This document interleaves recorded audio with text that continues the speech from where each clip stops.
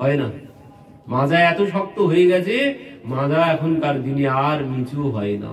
এখনকার দিনে আর সেই প্রণাম উঠেই যাচ্ছে। এখন দাঁড়িয়ে দাঁড়িয়ে প্রণাম, কপালে এক আঙুল ঠেকিয়ে প্রণাম। এখন আর কেউ কাউকে প্রণাম করে না। প্রণাম না করলে কোনোদিন কোনো লাভ হয় না। প্রণাম করলে কি হয়? প্রণাম করলে চত্বারিকস্য বৃদ্ধ্যন্তে আয়ুর বিদ্যা যশ বলম। আয়ু, বিদ্যা, যশ আর বল লাভ হয় প্রণাম করলে। কিন্তু আজকালকার দিনে আর কেউ প্রণামও করে না, পিতা মাতা আর সন্তানকে শেখায়ও না। তো করবে কোথা থেকে? পিতা মাতাই জানে না, সন্তানকে শেখাবে কি? তো এই জন্য এখনকার পিতামাতা আর সন্তানদেরকে শেখায় না। আর এই জন্যই এখনকার দিনে যত শিক্ষিত হচ্ছে, একটাও পণ্ডিত হচ্ছে না। সব কি হচ্ছে? সব ওই চোর ডাকাত হচ্ছে। যত শিক্ষিত হচ্ছে তত চোর ডাকাত হচ্ছে। বলছেন যারা প্রকৃত শিক্ষিত তারা কোনোদিন স্কুলেই যায়নি।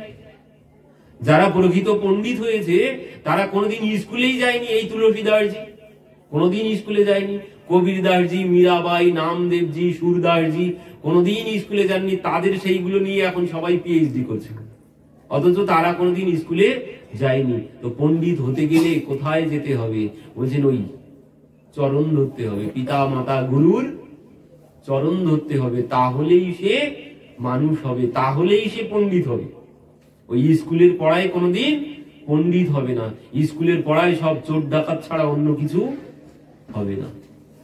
পিতা মাতার চরণ, গুরুর চরণে যদি মাথা নিচু না হয় কোনোদিন কোনো লাভ হবে না। তো এই নিচু হতে হবে। নিচু না হতে পারলে কোনো দিকেই কোনো লাভ হবে না। তো এই জন্যে বলছেন ছোট হতে হবে। ছোট হলেই ভগবানকে লাভ করা যাবে। ভগবানের দাস নয়, বলছেন ভগবানের দাসানুদাস, মানে দাসের দাস করে দাও প্রভু তুমি আমাকে। তো ভগবানের দাসের দাস, কারণ হরি সে মিলনে কি আস হয় তো হরিজন গুণ গায়ে। এই হচ্ছে কলিযুগের শাস্ত্র ভক্তমাল গ্রন্থ। সেই ভক্তমাল গ্রন্থের মূল মন্ত্র হরি সে মিলনে কি আস হয় তো হরিজন গুণ গায়ে, মানে ভগবানকে যদি পেতে চাও তার ভক্তকে ধরো। যদি ভগবানকে পেতে চাও ভগবানকে সরাসরি ধরা যাবে না। কপিল ভগবানও মাকে ওই কথা বলেছিলেন যে মা, ভগবানকে পেতে গেলে সরাসরি পাওয়া যাবে না। তাহলে বলছেন সরাসরি পেতে গেলে কতদিন লাগবে, তার কোনো কতবার জন্মগ্রহণ করতে হবে তার কোনো ঠিক নেই। কিন্তু সহজে এই জন্মেই ভগবানকে ধরার একটা সহজ পথ আছে। সেই পথ কি? সেই পথ হচ্ছে মা, যে ভগবানকে ধরেছে, যিনি ভগবানকে ধরেছে তাকে ধরলেই আমিও পেয়ে যাব। মানে গুরু, গুরুকে ধরতে হবে। বলছেন ওই যে কারেন্টের তারে হাত দিয়েছে তার তো শক লেগেছে, আমাকে আর নূতন করে তারে হাত দিতে হবে না। যার শক লেগেছে তার গায়ে একটু স্পর্শ করলেই আমারও শক লেগে যাবে। তো এই জন্য বলছেন মা, খুঁজতে হবে কে ভগবানকে ধরেছে। যিনি ভগবানকে ধরেছে তাকে খোঁজো, ভগবানকে খুঁজে লাভ নেই। ভগবানকে খুঁজে পাওয়া যাবে না, কিন্তু যাবে, তিনি সর্বত্র আছে। সেই কাশ ও যদি সর্বত্র কস্মাতে স্তম্ভে ন দৃশ্যতে, কে বলেছিল? হিরণ্যকশিপু। প্রহ্লাদ বলছে পিতা আমার ভগবান নেই কোথায়, কোথায় নেই সেটা বলো।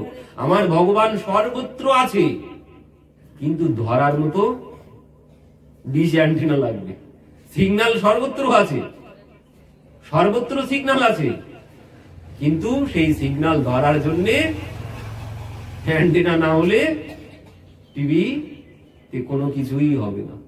তো এই যে ভগবানের কৃপা সর্বত্র আছে, ভগবান সর্বত্র আছে, কিন্তু আমি ধরতে পারবো না ওই ডিশ অ্যান্টেনা না হলে। তো সেই অ্যান্টেনা হচ্ছে কে? ওই গুরু। গুরুকে ধরতে হবে, তাহলেই ভগবানকে সহজে লাভ করা যাবে। আর শুধু শুধু একা একা যদি ভগবানকে পেতে চাই তো বলছেন মা, কত জন্ম লাগবে, কতবার জন্মগ্রহণ করতে হবে তার কোনো হিসাব করে বলা যাবে না। কিন্তু এই জন্মেই এখনই কল্যাণ হয়ে যাবে। এখনই, বেশি সময় লাগবে না, এখনই সুখদেবজি ভাগবতে পরীক্ষিত মহারাজকে বলছেন। কি বলছেন দেখুন, চিন্তা না করো রাজন, 7 दिन बाकी अभी, घड़ी भर में भी परलोक प्राप्त होता है। खट्वांग सी राजा का मकसद 2 घड़ी में हुआ, तेरा तो शरीर अभी 7 दिन तक रहता है। मेरा ये कथन है और ऋषि सब साक्षी है, भगवत पुराण से कष्ट सब मिटता है। देखता हूँ आज से 7 दिन तुम्हारे लिए, मोक्षोद्धार राम मार्ग कैसे नहीं खुलता है। কি বলছেন দেখুন, চিন্তা না করো রাজন, 7 दिन अभी बाकी है। বলছেন মহারাজ আপনি ভয় পাবেন না, আপনি কোনো চিন্তা করবেন না। কেন? বলছেন আপনার হাতে তো এখনো 7 दिन বাকি আছে, আপনি কেন ভয় পাচ্ছেন? কি বলছেন, ঘড়ি ভর মে ভি পরলোক প্রাপ্ত होता है। বলছেন ওই 1 घड़ी মানে 44 মিনিটে। বলছেন খট্টঙ্গসি রাজা কা মোক্ষ 2 घड़ी में हुआ, মানে 48 মিনিটে। 48 মিনিটে তিনি ভগবানকে পেয়ে গেছে এই ভারতবর্ষের মাটিতে। আর সেই ভারতবর্ষের মাটিতে আমার জন্ম হয়েছে। আর এই ভারতবর্ষের মাটিতে জন্মগ্রহণের পর যদি ভগবানকে না পাই, তাহলে তো আমার বিফলে জনম গেল।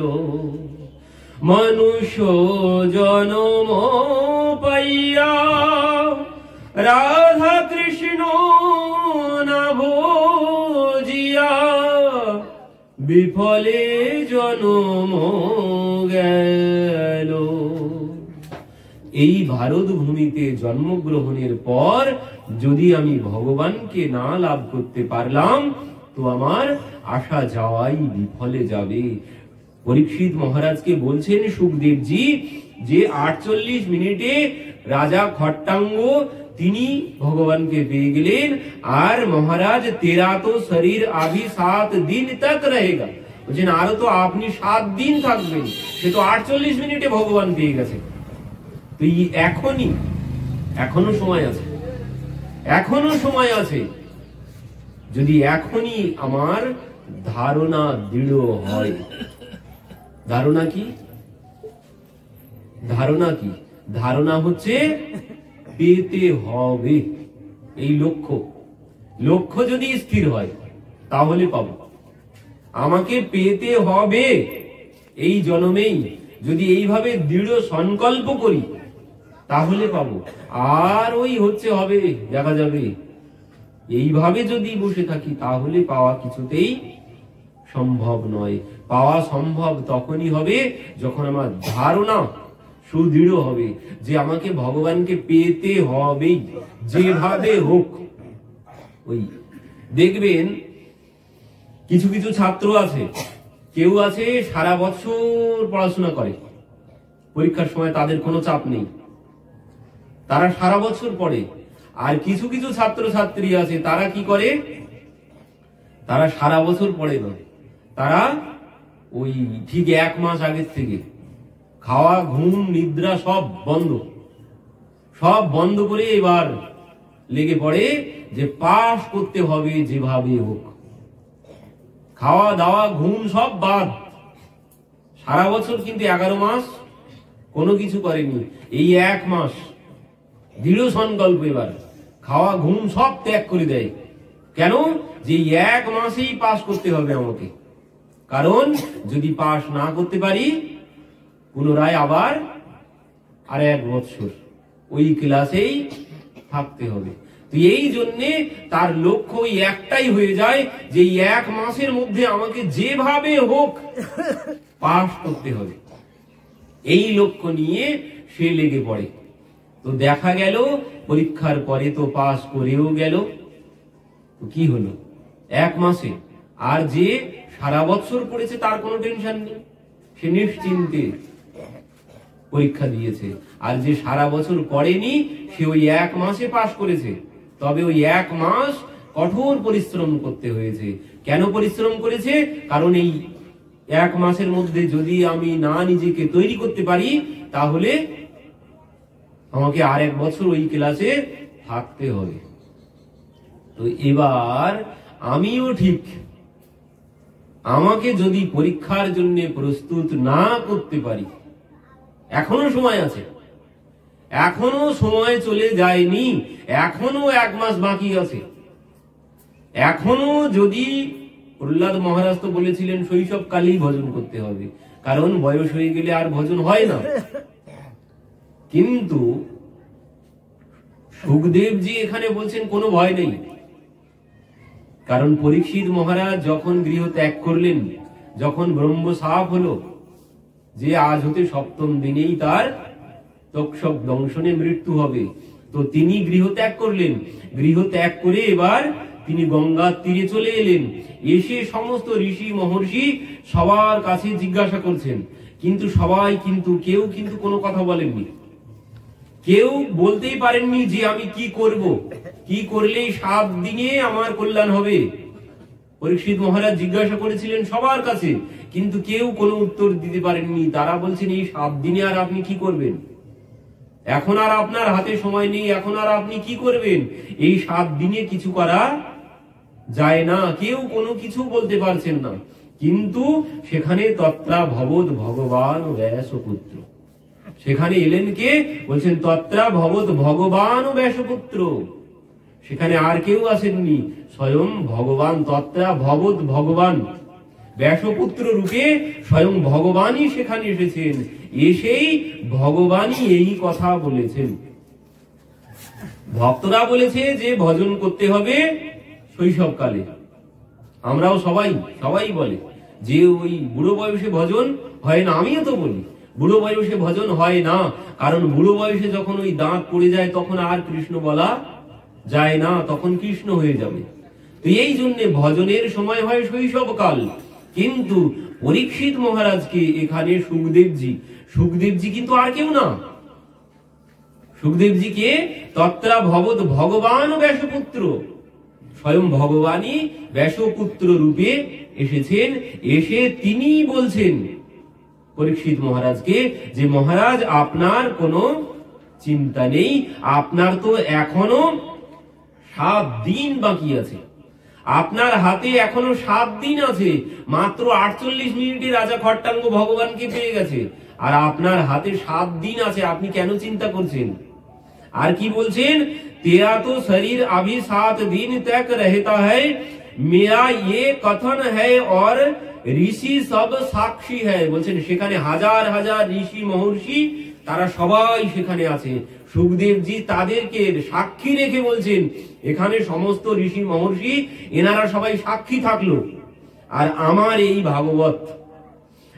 এই ভাগবত বলছেন মেরা ये कथन है और ঋষি সব সাক্ষী হ্যায়, ভাগবত পুরাণ সে কষ্ট সব মিটতা হ্যায়। বলছেন সমস্ত দুঃখ কষ্ট এই ভাগবতেই চলে যায়।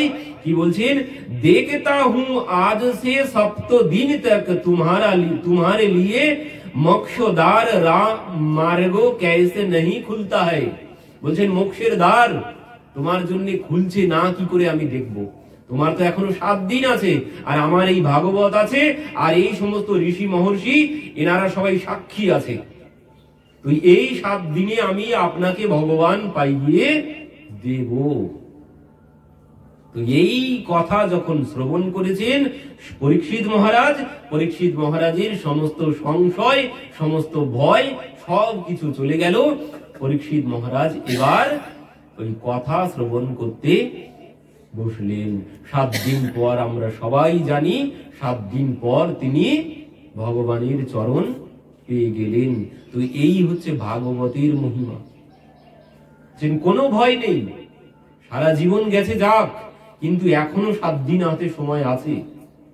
তো তুই এখনো যদি ঘুম ভাঙে, তুই এখনো কল্যাণ সম্ভব। তবে ঘুম থেকে জাগতে হবে, ঘুম থেকে জেগে উঠতে হবে। লক্ষ্মণজি বলছেন, লক্ষ্মণজি নিষাদরাজ গুহকে বলছেন, মোহ নিশা সব সোবে নিহারা, দেখই স্বপ্ন অনেক প্রকারা। বলছেন জগৎ সব ঘুমিয়ে আছে, জগৎ সব ঘুমিয়ে আছে। আপনারা কি জেগে আছেন না ঘুমিয়ে আছেন? আপনারা ঘুমিয়ে আছেন না জেগে আছেন? কি আপনারা জেগে আছেন না ঘুমিয়ে আছেন?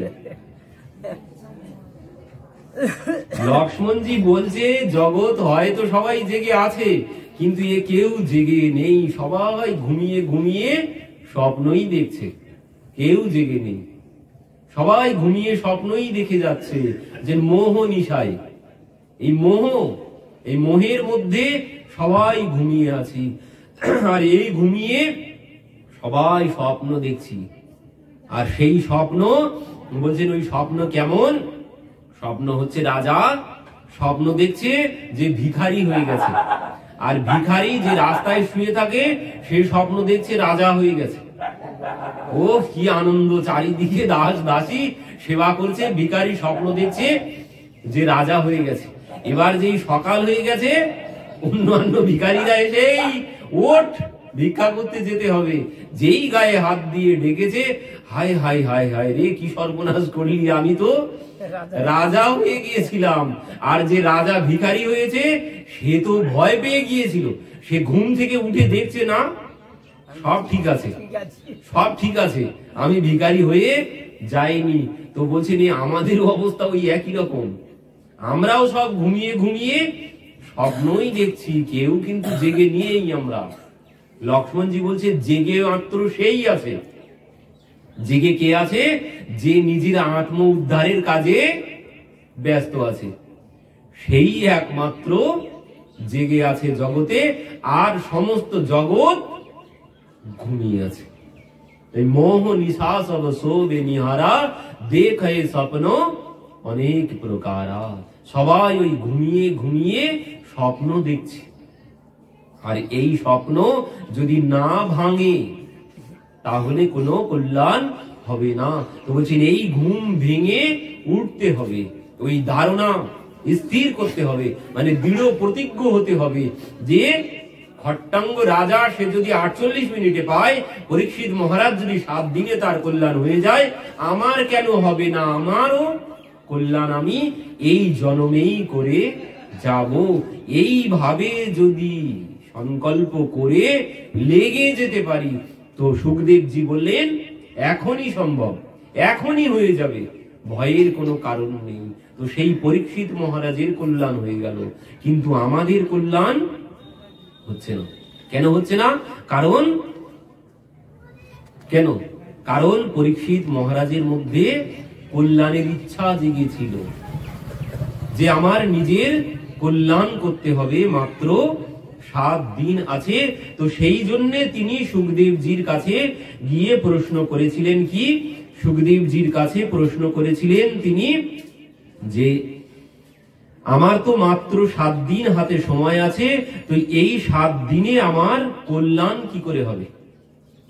তো পরীক্ষিত মহারাজ তখন বললেন আপনি তো ভালো প্রশ্ন করেছেন, যে রাজন আপনি যে প্রশ্ন করেছেন, বরিয়ানেশ হতে প্রশ্ন কৃত লোকহিতম নৃপ, বলছেন আপনার এই প্রশ্ন দ্বারা জগতের কল্যাণ হবে। কি প্রশ্ন? ম্রিয়মানস্য কিম কর্তব্য, ম্রিয়মান মানুষের করণীয় কর্তব্য কি? সুখদেবজির কাছে পরীক্ষিত মহারাজ এই প্রশ্ন করেছেন যে একজন ম্রিয়মান মানুষের করণীয় কর্তব্য কি, মানে একজন মৃত্যু পথযাত্রীর করণীয় কর্তব্য কি? তো এই কথার, এই প্রশ্নের উত্তরে সুখদেবজি এই কথা বলেছেন যে মহারাজ আপনি যে প্রশ্ন করেছেন সেই প্রশ্নে জগতের কল্যাণ হবে। তো ম্রিয়মান কে, এটাই আগে জানতে হবে। মানে মৃত্যু পথযাত্রী কে? মৃত্যু পথযাত্রী কে? পরীক্ষিত মহারাজ 7 দিন সময় ছিল, উনি মৃত্যু পথযাত্রী। তো বলছেন পরীক্ষিত মহারাজ একা নয়, আমরাও সবাই কোন দিকে যাচ্ছি? আমরাও সবাই মৃত্যু পথযাত্রী, অন্য কোনো দিকে যাচ্ছি না। ওই যে পথেই যাই না কেন, ওই একটাই পথ, ওই পথেই আমরাও সবাই এগিয়ে যাচ্ছি। সবাই একটু একটু করে ওই মৃত্যু পথযাত্রী, মৃত্যুর দিকে এগিয়েই চলেছি আমরা। তো আমরাও সবাই মৃত্যু পথযাত্রী। ও সুখদেবজি, পরীক্ষিত মহারাজ একা নয়, আমরা সবাই মৃত্যু পথযাত্রী। আর ওই যে 7 দিন পরমায়ু বলছেন, আমাদেরও ওই 7 দিন পরমায়ু। ও শুধুমাত্র পরীক্ষিত মহারাজের একা 7 দিন পরমায়ু নয়, ও আমাদেরও পরমায়ু 7 দিন। আমরাও 7 দিনের বেশি বাঁচবো না। কোন 7 দিন? ওই 7 দিন। 7 দিন ছাড়া আর অন্য কোনো দিন আছে নাকি? রবি, সোম, মঙ্গল, বুধ, বৃহস্পতি, শুক্র, শনি। তো ওই 7 দিন, এই 7 দিন ছাড়া এর বেশি কেউ বাঁচবো না। তো আমাদেরও সবারও ওই 7 দিনই পরমায়ু। তো এই 7 দিনের মধ্যে পরীক্ষিত মহারাজ যেমন নিজের কল্যাণ করে ফেলেছে, তো আমাদেরও কল্যাণ করে নিতে হবে এই 7 দিনের মধ্যে। এই 7 দিনেই আমাদের কল্যাণ হয়ে যাবে। কত কত সবারই 7 দিনেই কল্যাণ হয়েছে। সেই ধুন্ধুকারী মরে প্রেত হয়েছিল, আমরা তো জীবিত অবস্থায় শ্রবণ করতে পারছি। আর সেই ধুন্ধুকারী মরে প্রেত হয়ে গেছে, প্রেত হয়ে তখন গিয়ে শ্রবণ করেছে এই ভাগবত কথা। 7 দিন, সেও 7 দিন শ্রবণ করেছে। তো 7 দিনেও সে ভগবত ধাম গমন করেছে। তো এই 7 দিন আমাদেরও হাতে 7 দিন। তো এই 7 দিনের মধ্যে আমাদেরও কল্যাণ করতে হবে। তো সেই কল্যাণ কি? এবার সুখদেবজি বলছেন সেই কল্যাণ কি করতে হবে কি? তো বলছেন এই করতে হবে সবার একটাই কাজ, করণীয় কর্তব্য একটাই। ও গাড়ি বাড়ি অর্থ সম্পদ এগুলো একটাও কাজ না, কিন্তু কাজ একটাই। সেই কাজ কি? সুখদেবজি বলছেন, এত বান শঙ্খ যোগব্যম সধর্ম পরিনিষ্ঠয়া জন্ম লাভ পরহ পুংসং অন্তে নারায়ণ স্মৃতি। এই কাজ, এই একটাই কাজ করতে হবে। কাজ কি? বলছেন এ তো বান শঙ্খ যোগভ্যম স্বধর্ম পরিনিষ্ঠায়া। বলছেন যে যাই করো, যোগ মার্গে যাও, জ্ঞান মার্গে যাও, ভক্তি মার্গে যাও, তারপরে স্বধর্ম, এক একজনের স্বধর্ম আছে। তো সেই যে পথে যাও, যে পথ দিয়ে যাও যাও, কোনো ব্যাপার নেই, যেতে ওই এক জায়গাতেই হবে। গন্তব্যস্থল সবার জন্য কিন্তু একটাই, গন্তব্যস্থল একটাই, ওইখানে সবাইকে যেতে হবে। তাই যেদিক থেকে ঘুরে যেভাবে পারো যাও। গন্তব্যস্থল কি? গন্তব্যস্থল হচ্ছে অন্তে নারায়ণ স্মৃতি। এই হচ্ছে একমাত্র গন্তব্যস্থল। এই গন্তব্যস্থল, এখানে তোমাকে পৌঁছাতে হবে। এই জন্যই এই মানব শরীর পেয়েছি, কিন্তু অন্য কোন লক্ষ্য নেই কিন্তু এই মানব শরীরের। ও গাড়ি বাড়ি অর্থ সম্পদ স্ত্রী পুত্র এগুলো কিন্তু একটাও লক্ষ্য নয়, এগুলো সব উপলক্ষ্য মাত্র। লক্ষ্য একটাই জীবের, মানব জীবের মানব শরীর পেয়েছি একটাই কাজের জন্য, সেটি হচ্ছে অন্তে নারায়ণ স্মৃতি। মৃত্যুকালে ভগবানের নাম করতে করতে মৃত্যুবরণ করতে হবে। এটাই হচ্ছে মানব জীবনের একমাত্র করণীয় কর্তব্য। গাড়ি বাড়ি অর্থ সম্পদ এগুলো একটাও কিন্তু লক্ষ্য নয়, এগুলো সব উপলক্ষ্য। লক্ষ্য একটাই। সুখদেবজি বললেন এই মানব শরীর এই জন্যই পেয়েছি, একমাত্র মানুষই পারে এই জন্ম মৃত্যুর দাসত্ব থেকে মুক্ত হতে। ওই পরীক্ষায়, এ কিন্তু পরীক্ষায় বসেছি, মানব শরীর মানে কি? পরীক্ষায় বসেছি, পরীক্ষা দিতে বসেছি। তো ওই এবার কেউ সারা বছর পড়ে পাস করবে, আর কেউ পরীক্ষার আগে 1 মাস পড়ে পাস করবে। তো সেই পাস কি বলছেন? ওই মৃত্যুকালে ভগবানের নাম করতে করতে যদি মৃত্যুবরণ করতে পারি, তাহলেই পরীক্ষায় পাস করলাম। আর যদি না হলো, তাহলে ওই আসা যাওয়া বিফল হয়ে গেল। পুনরায় কিন্তু পরীক্ষায় বসতে আর 1 বছর পরে পারবো না। ছাত্রছাত্রীরা হয়তো 1 বছর ফেল করলে আর 1 বছর সামনের বছর গিয়ে বসবে, কিন্তু আমি যদি ফেল করে যাই আর কিন্তু সামনের বছর আর সুযোগ আসছে না, এই সুযোগ আসবে যে কত বছর পরে তার কোনো হিসাব নেই। সেই 84 লক্ষ জনই ঘুরে ঘুরে ঘুরে ঘুরে আবার যে কবে মানুষ হব তার কোনো হিসাব নেই। আর যতদিন না মানব শরীর পাচ্ছি ততদিন কিন্তু আর এই পরীক্ষায় বসা হচ্ছে না। এই মানব শরীর পেয়েছি কি জন্যে? বলছেন এই পরীক্ষায় বসার জন্য, এই পরীক্ষা দেওয়ার জন্যই মানব শরীর পেয়েছি, অন্য কোনো জনিতে সম্ভব নয়। একমাত্র মানুষই পারে এই পরীক্ষা দিতে আর এই পরীক্ষায় পাস করতে। তো এই পরীক্ষায় যদি না পাস করতে পারি তাহলে কিন্তু আর এই মানব শরীর পাওয়া যাবে না। একজন শেঠজি ছিলেন, তো সেই শেঠজি খুব ধনী ব্যক্তি ছিলেন, তো তার জন্য অনেক দান দক্ষিণা করতেন সবাইকে। যার ঘর নেই তার ঘর বেঁধে দিয়েছেন, যার কন্যার বিবাহ